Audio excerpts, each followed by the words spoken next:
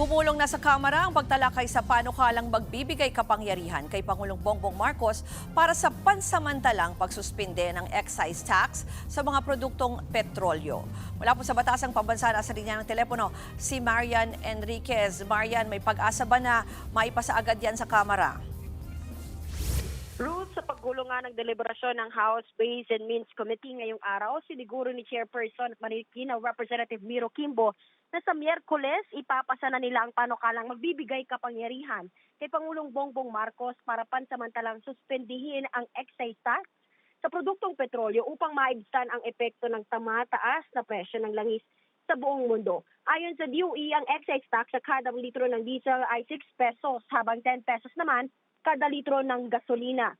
Kung sususpindihin ang Pangulang excise tax, ganito rin dapat ang makikitang mababawa sa presyo ng langis. Pero may pangamba rito si Kimbo. Baka raw kasi hindi ito maramdaman ng publiko. Pakinggan po natin yung kanyang pahayag. Dahil nung ginawa natin yung rice tariffication law, binigyan natin ng karapatan ang Department of Agriculture, tulad nito, na magbaba ng tariff. Binabaan nila yung tariff by more than 50%. Ha? Pero yung hindi natin naramdaman sa prices sa merkado.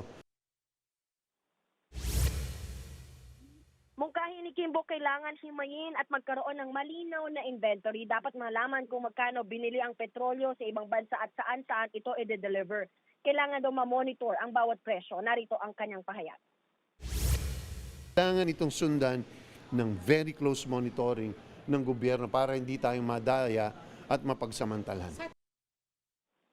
Samantala, Ruth, ayon kay DOE Secretary Sharon Garin, sa ngayon ay hindi pa nakikita na magkakaroon ng pagrarason ng mga produktong petrolyo. So far daw, base sa inventory ng mga oil companies, ay sapat pa ang mga parating na mga supply para sa buwan ng Abril. Yan muna ang latest. Dito sa Kamara, balik sa'yo.